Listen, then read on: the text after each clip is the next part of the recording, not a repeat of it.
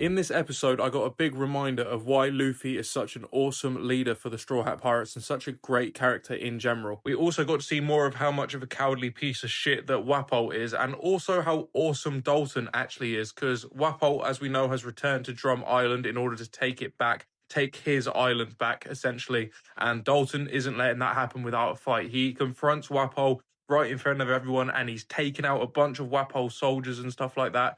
But he even takes out Wapol pretty quickly, like slices down his chest. But with Wapol having 20 of the best doctors that you can get, basically, he gets healed very, very quickly. But Wapol was talking about why he did what he did, exiling all of the doctors and keeping 20 of the best for himself, which means that if somebody gets ill on Drum Island or sick, they have to go to him, they have to pay him money, and he might let them use the doctors if they respect him as king, essentially. It's just a way of control, and hearing him say it just goes to show how much of a piece of shit he actually really is. As Dalton is fighting Wapol and some of Wapol's crew, some villagers from Drum Island come and try to, fight with Dalton, but the Wapol's soldiers basically exploit Dalton, one of Wapol's subordinates, exploit Dalton's weakness, which is his kindness, as Dalton tries to jump in the way of, the citizens being killed essentially by these arrows that have been fired, and they land right in his chest and he collapses. And as we know, there's no doctors besides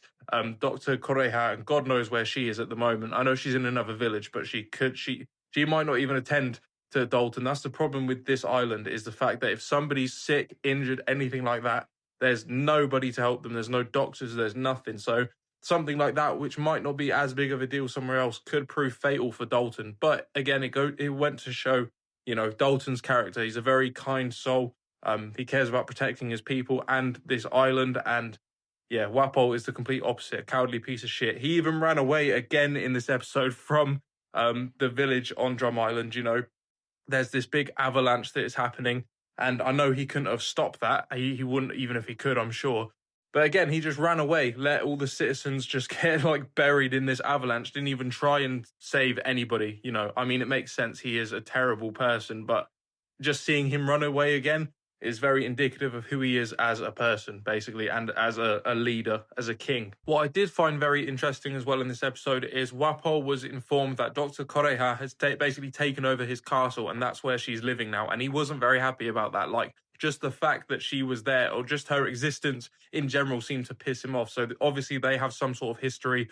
They know each other. Wapol knows of her. Maybe she did something to screw him over at some point, but it does seem strange that she is still on the island. She's the only doctor in Drum Island, even though they were all exiled. So why is she still there? Like I said, I assume she's against Wapol. She's against that government, the tyrannical government that he was running.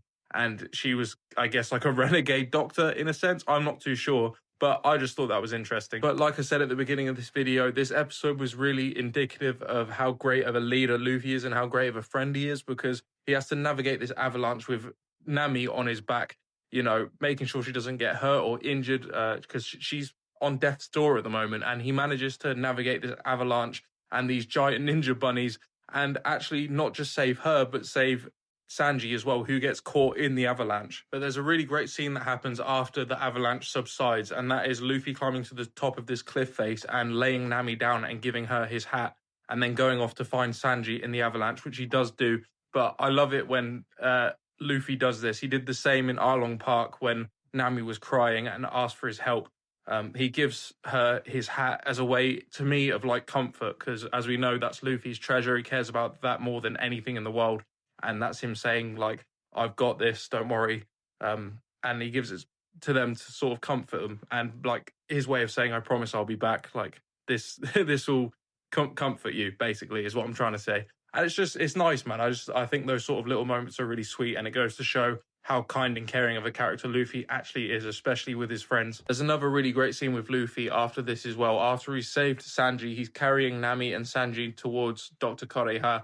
And there's a tiny bunny whose mum or dad is caught under the avalanche, and Luffy approaches it, and this bunny's obviously very scared that Luffy's about to attack it, but Luffy breaks the snow that the giant bunny's under and frees it, and you just see the little bunny, you can only assume the child of this mother or father, hugging it, and it's just a really nice moment, you know what I mean? It's really sweet, and it goes to show, no matter what species, everyone's got their mum and their dad, if they're lucky enough, and just seeing, Luffy rescue this thing after they've been attacking him for the last 3 episodes. It goes to show what a nice person Luffy really is. You know what I mean? It doesn't matter that he's been attacked by these bunnies or they even caused the avalanche. He saw like a child in help, a child in need, basically, and he helped it.